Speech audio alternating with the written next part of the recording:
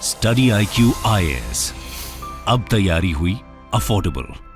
Hello दोस्तों, नमस्कार। स्वागत है आप सभी का स्टडी IQ में। मैं हूं आपका दोस्त एजुकेटर दीपांशु सिंह। तो आज हम लोग बात करने वाले हैं IAS बनने के रास्ते में कोई भी हिंड्रेंस, कोई भी ऑब्स्टेकल अगर आएगा तो उसको कैसे हमें साइड करना है। और ये सबसे महत्वपूर्ण इसलिए भी है क्योंकि इस बार यूपीएससी सिविल सर्विसेज एग्जामिनेशन का नोटिफिकेशन आ चुका है। और जैसा कि आपने पढ़ा होगा, अगर नहीं पढ़ा है तो जाके देख लीजिए, 1105 से ज्यादा की वैकेंसी है और ये बढ़ भी सकती है। मैं आपको बता सकता हूं कि ये डीओपीटी जनरली इसको और अपडेट करता रहता है। ऐसा भी हो सकता है कि वैकेंसीज बढ़ जाएं। तो आप मान के चलिए कि इस बार आप लोगों के लिए गोल्डन चांस है, क्योंकि मतलब पिछले कुछ 7-8 सालों में ये सबसे ज्यादा वैकेंसीज हैं जो यूपीएससी सिविल सर्विसेज एग्जामिनेशन के अंदर आई हैं। तो अगर आप सोच रहे हैं, आप प्रिपेयर करने के बारे में सोच रहे हैं, या अगर आपको लगता है कि आपकी प्रिपरेशन जो है उस लेवल पे है, और अगर नहीं भी है तो कैसे उसको फाइन ट्यून करना है, आज के इस वीडियो में हम लोग बात करेंगे कि आईएएस बनने से कोई नहीं रोक सकता अगर आपने कुछ चीजों को कर लिया है।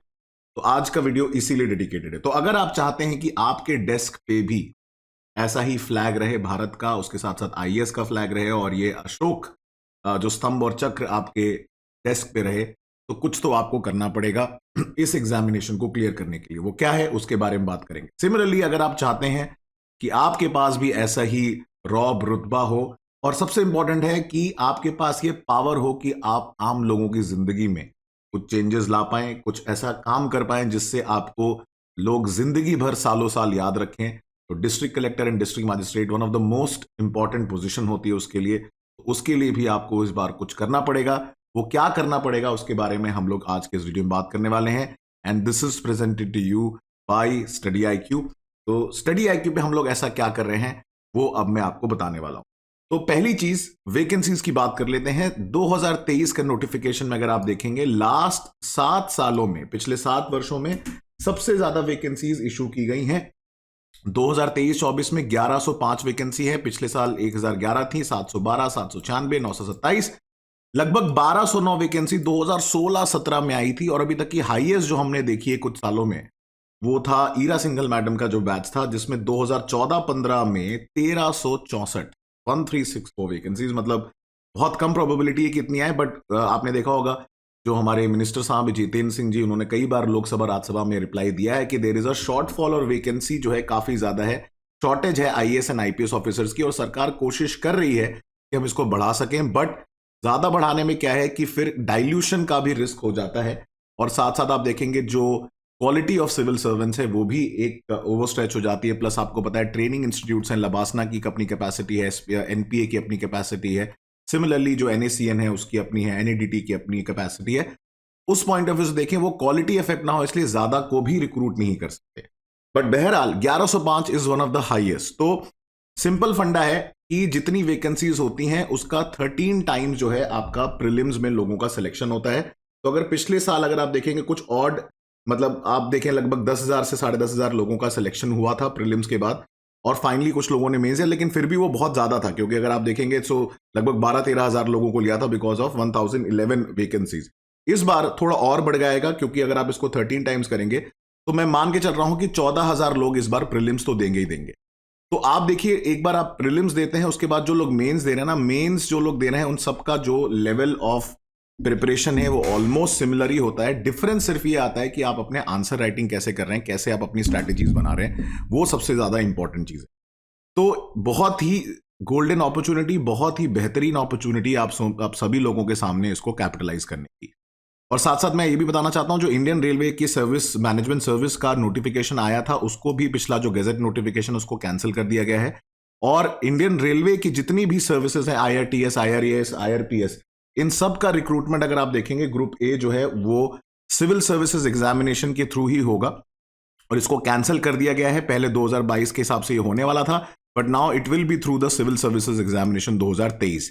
इंटरेस्टिंग चीज ये है, और बड़ी थोड़ी कंफ्यूजिंग भी है, कि उन्होंने सिर्फ ये मेंशन किया है कि 2023 के लिए आफ्टर कंसल्टेशन विद यूपीएससी। तो एक तरीके से थोड़ा असमंजस बना हुआ है, जो स्पेशली इंजीनियरिंग के फील्ड से आते हैं, जो लोग रेलवे के लिए प्रिपेयर करते हैं, कि क्या सिर्फ 2023 का ही होगा या उसके बाद वाले जो हैं वो उसके लिए अलग एग्जाम होगा। तो एज ऑफ नाउ अभी उसमें नोटिफिकेशन में लिखा हुआ है कि सिर्फ 2023 वाला एग्जामिनेशन जो है वो यूपीएससी सिविल सर्विसेज एग्जामिनेशन के थ्रू होगा। तो हो सकता है मे बी नेक्स्ट ईयर उसका पैटर्न चेंज हो जाए। तो अभी लेकिन कुछ नहीं कह सकते। अभी तो आप देख लीजिए कि इसलिए भी आपके पास एडवांटेज है कि कोई फर्क नहीं पड़ता आप किस फील्ड से हैं, लेकिन आपका रेलवेज में सिलेक्शन हो सकता है अगर आप रेलवे सर्विस को प्रेफर करते हैं। बहरहाल, तो बात करते हैं कि कैसे हमें अपने चांसेस को मैक्सिमाइज करना है। तो ये 3 स्टेप प्रोसेस जो है हमें फॉलो करना है। पहला स्टेप है कि आइडेंटिफाई करें अपनी स्ट्रेंथ्स एंड वीकनेसेस। ठीक है, अब आप बोलोगे सर ये कैसे पता चलेगा, बताता हूं। और उसके साथ साथ आपको फिर प्रायोरिटाइज करना है कि कौन सा सब्जेक्ट पढ़ना है, कितनी बार पढ़ना है। क्योंकि जैसे हो सकता है मुझे पॉलिटी, ज्योग्राफी, इंटरनेशनल रिलेशंस बहुत इजी लगता है, मेरे को उतना टाइम नहीं लगेगा, बट शायद मुझे हिस्ट्री पढ़ने में टाइम लगेगा। जनरली लोगों को हिस्ट्री में थोड़ा टफ लगता है, या साइंस एंड टेक्नोलॉजी या एनवायरमेंट टफ लगता है, तो उसमें लोगों को थोड़ा ज्यादा प्रायोरिटी देनी पड़ेगी। और प्रायोरिटी देनी पड़ेगी based on PYQ and the weightage of examination. ये आपके लिए सबसे इंपॉर्टेंट है, तो इसलिए PYQ को साथ में रखना है आप। अब आपने बोला sir strength and weakness, strength and weakness इसी से आएगा। Evaluation, you will have to give tests, minimum 30 to 35 test तो आपको देने हैं। मतलब आपको 3500 से 4000 क्वेश्चन सॉल्व करने हैं, तब जाके आपको स्ट्रेंथ एंड वीकनेस आपकी पता चलती। और फिर लग जाइए बस रिवीजन करने में, रिवाइज करते रहिए। रिवीजन बहुत जरूरी है, जितनी बार रिवाइज करोगे मैं गारंटी के साथ आपको कह सकता हूं आपको हर बार लगेगा कि आपने कुछ नया सीखा है। क्योंकि जितनी बार रिवाइज करेंगे आपके ब्रेन में नए सिनेप्सेस बनते हैं और वो बेटर कनेक्टिविटी बनाते हैं, बेटर अंडरस्टैंडिंग बनाते हैं किसी भी टॉपिक की। तो ये 3 स्टेप प्रोसेस करने के बाद आप अपने आप देखिएगा कि आपका कॉन्फिडेंस बहुत बेटर हो जाएगा। तो इसीलिए ये कैसे करना है, ऑब्वियसली आप सब लोगों को लग रहा होगा सर कब टेस्ट दें, कब रिवाइज करें, कब पढ़ें, क्या करें। उसके लिए मैंने एक प्लान बनाया है, और अगर वो प्लान को आप फॉलो करेंगे तो 99% चांसेस है कि आपको सक्सेस मिलेगी। 110 से 120 से ज्यादा का आप स्कोर ला सकते हैं। हाँ, आप अपने इंडिविजुअल लेवल पे उसको मॉडिफाई कर सकते हैं। बट उसके पहले मैं आप लोगों को बताना चाहता हूं, बहुत ही इंपॉर्टेंट ये न्यूज है कि स्टडी IQ पे अब आपके लिए एक संपूर्ण हिंदी बैच भी लॉन्च कर दिया गया है। पूरा का पूरा फाउंडेशन बैच है, प्रीलिम्स, मेन सब कुछ, प्रारंभिक तथा मुख्य परीक्षा दोनों इसमें साथ में होंगी। 14 फरवरी 2023 से शाम को 6 बजे लॉन्च हो रहा है। आप इसमें एनरोल कर सकते हैं using D code deep live. Similarly आप हमारे फाउंडेशन बैचेस में, जहां पे आपको हैंड होल्डिंग की जाती है, मेंटोर्स असाइन होते हैं, टॉप एजुकेटर्स आपको पर्सनली गाइड करते हैं along with these beautiful notes, उसको भी आप ज्वाइन कर सकते हैं using the code deep live. And similarly जो सक्सेस इन प्रीलिम्स प्रोग्राम, ये उन लोगों के लिए जो इस बार का प्रीलिम्स दे रहे हैं, या 2024 के लिए जब नया प्रोग्राम आएगा आप वो लोग भी ज्वाइन कर सकते हैं। इसमें आपको प्रिंटेड मटेरियल भी दिया जाता है along with dedicated guidance, and इसमें आपको ऑल इंडिया टेस्ट कराए जाएंगे, मिनिमम 35। हर दिन 50 जो है क्वेश्चंस आपको दिए जाएंगे, टेस्ट आपका होगा, और उसके बाद उसका एनालिसिस भी लिया जाए। ठीक है, तो इन सब पे आपको डिस्काउंट मिल जाएगा जैसे ही आप कोड डीप लाइव लगाएंगे। उसके अलावा आपके पास डिफरेंट पेमेंट ऑप्शंस है जो आप यूटिलाइज कर सकते हो। तो बात करते हैं इस प्लान को कैसे सक्सेसफुल बनाना है, कैसे श्योर शॉर्ट स्ट्रैटेजी फॉलो करनी है, उसके बारे में हम लोग चलिए थोड़ा बात करते हैं। तो अभी फरवरी है, ठीक है, फरवरी का दिन आपके पास समय है, मार्च है, अप्रैल है, मई, 28 मई को एग्जाम है आपका प्रीलिम्स। ठीक है, मेंस के बारे में हम लोग अलग से बात करेंगे, अभी हम लोग प्रीलिम्स के बारे में बात करते हैं कि प्रीलिम्स पहली स्टेज को कैसे क्लियर करना है। तो मान के चलिए लगभग आपके पास 4 महीने हैं, 4 महीने से कुछ कम दिन है। तो अब इसमें लगभग अप्रोक्सीमेटली 4 मंथ्स में ये कोशिश करना है हमें कि हमारे सब्जेक्ट्स का मिनिमम 4x टाइम्स रिविजन हो जाए। क्योंकि मिनिमम 3 बार रिवीजन करना मैंडेटरी है, तब जाके कॉन्फिडेंस लेवल आता है। तो अब मैं मान सकता हूं कि आप लोग जो लोग प्रीलिम्स दे रहे हैं, एटलीस्ट आपने हर सब्जेक्ट को एक बार पढ़ लिया होगा। कुछ सब्जेक्ट ऐसे हो सकते हैं जो शायद आपने नहीं भी पढ़े हों, तो वो बाद में भी पढ़ लेंगे, तो कोई टेंशन की बात नहीं। तो अब हम थोड़ा इसका प्लान बनाने की कोशिश करते हैं। मान लीजिए अब हमारे पास मेजर सब्जेक्ट्स हैं लाइक पॉलिटी, इकोनॉमी, ज्योग्राफी, ठीक है, environment, science and technology, art and culture, history में आप 3 कर सकते हो, एंशिएंट, मिडीवल, मॉडर्न। ठीक है, तो उस तरीके से आप डिवाइड कर सकते हैं। तो इनको कैसे कवर करना है, तो मान लीजिए फरवरी में मैंने 1 फरवरी से पॉलिटी रिवाइज करना चालू किया, तो मैं पॉलिटी मान के चल रहा हूं कि मैंने इतना टाइम लगाया, ठीक है, लगभग, क्योंकि पहले टाइम रिवीजन में थोड़ा टाइम लगता है, तो आधा दिन से ज्यादा मैं पॉलिटी को दूंगा। और डेली मेरे को करंट अफेयर्स तो करना ही, तो आप मान के चलिए कि मुझे करंट अफेयर तो करना ही है डेली, 2 से 3 घंटे मुझे करंट अफेयर्स करना है और पॉलिटी भी रिवाइज करना है। तो आपने मान लीजिए कि 1 से लेके 11 फरवरी तक पॉलिटी रिवाइज करा, उसके बाद आप आ गए इकोनॉमी पे, आपने इकोनॉमी रिवाइज करा लगभग मान लीजिए 22 तारीख तक। फिर अगर आपको लगता है तो आप ज्योग्राफी पे आ जाइए 22 से, फिर आप ज्योग्राफी रिवाइज करिए, लेकिन करंट अफेयर्स डेली करना है। ठीक है, तो ज्योग्राफी मान लीजिए आपका मार्च यहां तक खत्म होता है, लगभग, क्योंकि वर्ल्ड ज्योग्राफी भी है, मैपिंग भी है। उसके बाद आपका आ जाएगा, मान लीजिए लगभग हम मान के चल रहे हैं ऑन एन एवरेज हमें 10 से 12 दिन पहले बार लगेंगे हर सब्जेक्ट को एक बार रिवाइज करने के लिए। ज्योग्राफी की ठीक बात, ideally you should pickup environment. ठीक है, आपने इन्वायरमेंट मान लीजिए पढ़ लिया 8 तारीख तक। Now what you can do is you can pick up ancient India. Ancient India में ज्यादा 3 दिन लगेगा। Then you can pick up modern India based on priority. देखिए इसलिए मैं पहले मॉडर्न में टाइम लगेगा तो उसको आपने यहां कर लिया। फिर आपने मेडिवल को ज्यादा अगर देना चाहते हैं तो 1 दिन या 2 दिन दे सकते हैं, इससे ज्यादा देने का कोई महत्व, उसका कोई फायदा नहीं है। तो पॉलिटी हो गया, इकोनॉमी हो गया, ज्योग्राफी हो गया, एनवायरमेंट हो गया, एंशिएंट हो गया, मॉडर्न हो गया, मेडिवल हो गया, आर्ट एंड कल्चर उसके साथ ही क्लब हो गया क्योंकि दोनों उसी से लिंक्ड हो। तो ये आपका एक राउंड ऑफ रिवीजन देखिए मार्च तक ही हुआ है। अब इसमें साथ साथ आप करंट अफेयर्स भी पढ़ते हो चल रहे हैं, पिछला भी रिवाइज करना है और साथ साथ में करंट भी पढ़ना है। तो पिछले वाले को आप मान के चलिए कि फरवरी में आप कोशिश करें कि आप जनवरी 2022 और फरवरी 2022 के करंट अफेयर को कवर कर लें। मार्च में कोशिश करें, मार्च अप्रैल में 2022 का करंट अफेयर्स कवर हो जाएगा। और ये कोशिश करिए कि आप ऑल्टरनेट डे पढ़ें, जैसे आज पढ़ रहे हैं तो परसों पढ़ लिया, क्योंकि डेली करंट अफेयर्स भी रहेगा। ठीक है, और इसमें बहुत ज्यादा टेंशन लेने की जरूरत नहीं है। अगर आप डेली 8 से 10 घंटे भी निकाल रहे हैं तो ये हो जाएगा।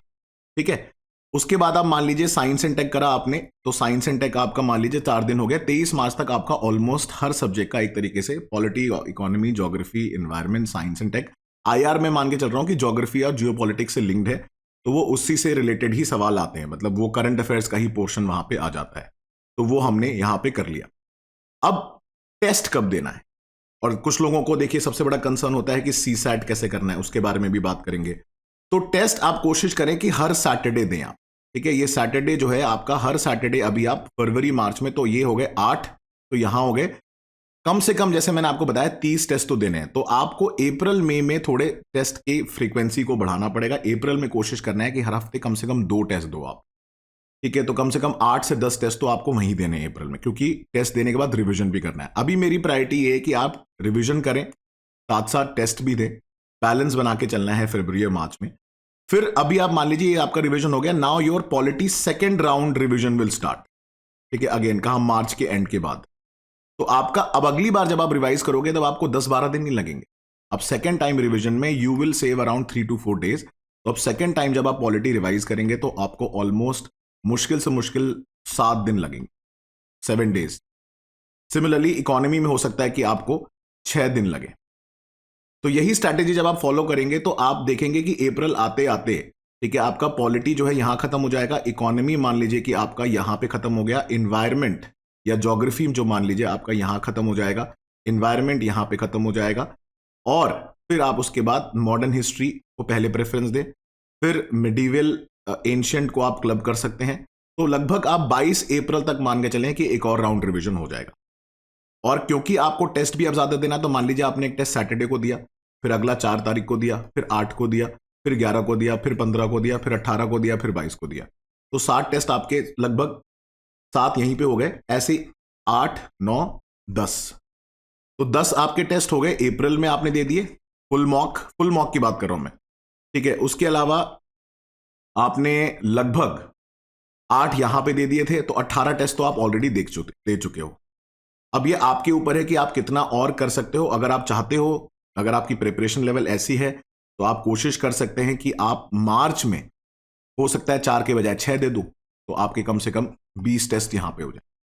तो इतना आप एटलीस्ट इंश्योर कर सकते हो कि अप्रैल तक आपका हो जाएगा।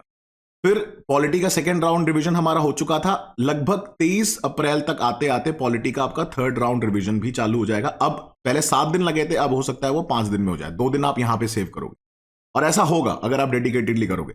इकोनॉमी हो सकता है 4 दिन में हो जाए, फिर हिस्ट्री आपका हो सकता है कि आपका 3 दिन में हो जाएगा।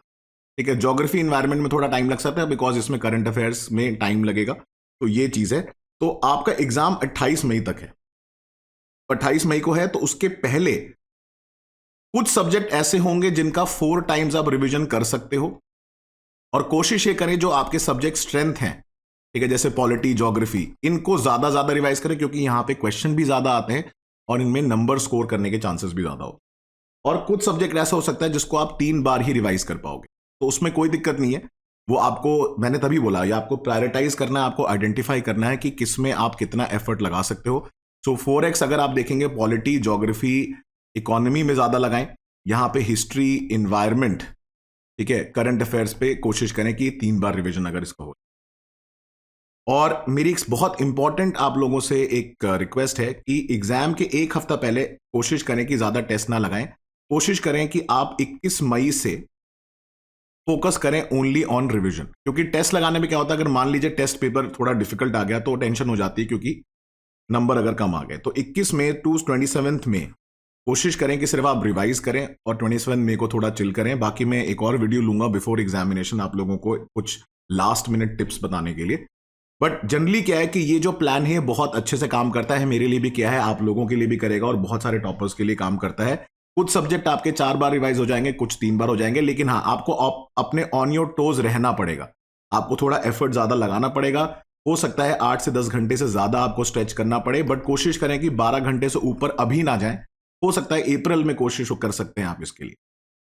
अब बात इसमें कर लेते हैं कि टेस्ट हमने यहां पे दिया, तो मई में कोशिश करिए कि आप 21 मई तक जितने टेस्ट दे सकते हैं, 7-8 और अगर दे सकते हैं तो कम से कम 30 टेस्ट आपके हो जाएं। 20 आपने पहले दे दिए, 7-8 अगर आपने दे दिए और तो लगभग 28 से 30 टेस्ट आपके हो सकते हैं। अब इसमें आप 40 तक भी जा सकते हो, बट मिनिमम कोशिश करिए कि 30 टेस्ट आपको देने हैं और टेस्ट देने के बाद आपको रिवाइज भी करना है, राइट। अब इसमें एक बार जरा बात कर लेते हैं हमारे CSAT के बारे में। तो CSAT को कैसे बैलेंस करना है, तो अगर आपका CSAT वीक है तो मैं सजेस्ट करूंगा कि आप मार्च से प्रिपरेशन चालू कर लें, बट अगर आपको लगता है ठीक ठाक लेवल का है तो आप अप्रैल मई में टाइम दे सकते हैं। और CSAT को जनरली कोशिश करें कि आप आफ्टरनून में ही अटेम्प्ट करें, जो वो टाइमिंग होती है उस समय, और कोशिश करें मैक्सिमम जो है आप क्वेश्चन ही सॉल्व करें। अगर आप PYQ सॉल्व करेंगे उससे आपको आइडिया लगता जाएगा कैसे क्वेश्चन आते हैं, कैसे उनको अटेम्प्ट करना है। और फिर आप कुछ वीडियोस देख सकते हैं, जैसे हमारे स्टडी IQ में सक्सेस इन प्रीलिम्स प्रोग्राम में CSAT के वीडियोस के भी हैं, CSAT के बारे में पढ़ाया भी जा रहा है। यूट्यूब पे भी पूरी फ्री सीरीज अवेलेबल है। पेड कोर्स में भी आप देखेंगे 6,000 रुपए में पूरा प्रीलिम्स प्लस CSAT के पूरे ट्रिक्स एंड टिप्स जो है वो आपके कवर्ड है, तो आप वो वीडियोस देख सकते हैं। तो कोशिश लेकिन ये करिए कि उनको आप वीकेंड आफ्टरनून में, जो है जनरली आपका एग्जाम भी वीकेंड में होगा, उसमें कवर करें। तो उस 2 घंटे का टाइम निकालें, ज्यादा नहीं करना आपको, बस 2 घंटे निकालने हैं वीकेंड में बीच में। तो अगर आप मान लीजिए कि दिन में 4 घंटे आप एक GS सब्जेक्ट पढ़ रहे हो, फिर ठीक है, उसके बाद आपने 2 घंटे CSAT के लिए निकाला, टेस्ट के लिए मान लीजिए आप 2 घंटे दे रहे हो, 4, 5, 6, 7, 8, ठीक है, उसके बाद रिवीजन के लिए फिर आप 4 घंटे निकाल रहे हो, तो लगभग 10 से 12 घंटे तो अभी भी आप दे रहे हो अगर आप फुल टाइम प्रिपेयर कर रहे हो। अगर आप वर्किंग प्रोफेशनल हो तो वीकेंड पे आप टाइम निकाल सकते हैं। अगर डेली की बात करूं तो मैं कम से कम 4 से 5 घंटे आप लोग निकाल सकते हैं प्रिपरेशन के लिए। तो दोस्तों ये था प्लान, आई होप आप सभी के लिए काम करेगा। बाकी आप इंडिविजुअल लेवल पे इसको थोड़ा ट्वीक कर सकते हैं डिपेंडिंग ऑन योर कंटिजेंसी या अवेलेबिलिटी। बाकी before I and this video something which is very very important है कि कई बार क्या होता है, हम लोग बहुत सारी लाइफ में जिंदगी में चीजें प्लान करते हैं, but sometimes the plan do not work. तो इसलिए प्लान चेंज करो, बट कभी भी अपना गोल मत चेंज करो। और मोटिवेशन की जहां तक बात करें, मोटिवेशन का एक बड़ा इंपॉर्टेंट कर्व है रिगार्डिंग परफॉर्मेंस एंड अराउजल। तो कई बार क्या होता है कि अगर आप जिंदगी में ज्यादा स्ट्रेस लेते हो तो परफॉर्मेंस ऑब्वियसली नीचे गिरेगा। वहीं पे कुछ लोग ऐसे भी होते हैं जो डे ड्रीमिंग करने लग जाते हैं, पहले ही उनके 2-3 टेस्ट में नंबर आ जाते हैं, तो दे बिकम ओवर कॉन्फिडेंट कि भैया अब तो IAS बन ही गए, अब तो गाड़ी मिली गई, तो वो भी आपका परफॉर्मेंस नीचे लाएगा। ऑप्टिमल परफॉर्मेंस के लिए हमेशा बिल्कुल पीक जो करना है आपको वो ऐसे करना है कि अभी आप लोग यहां पे हैं फेब में, मार्च में, अप्रैल और मई में, तो मंथ बाय मंथ अपने एफर्ट को बढ़ाते जाएं। पीक करना है एग्जैक्टली एग्जाम के टाइम, उसके बाद जो है थोड़ा नीचे गिर भी जाएगा, कोई इशू नहीं है, फिर दोबारा मेंस के लिए पिकअप करेंगे। क्योंकि लाइफ का भी साइकिल ऐसे ही है, जैसे हार्ट बीट होती है ना, फ्लैट हो जाएगी तो डेड हो जाओगे, तो ऐसे ही लाइफ का साइकिल भी ऐसे ही है, ऐसा अपना मोटिवेशन का भी साइकिल है। तो कोशिश करिए कि अभी धीमे धीमे पीक करना आप। तो उसके लिए जो मैंने आपको स्ट्रैटेजी बताई है वो definitely I wish and hope कि आपके लिए काम करेगी। तो आप मेरे साथ जुड़ सकते हैं मेरे various social media handles Dipanshu27 Singh Dipanshu27 पे, और उसके अलावा टेलीग्राम चैनल पे। सो मैं मिलूंगा अगले वीडियो में। Wishing you all the best, till next time, thank you so much दोस्तों, एंड जय हिंद। स्टडी IQ IAS, अब तैयारी हुई अफोर्डेबल।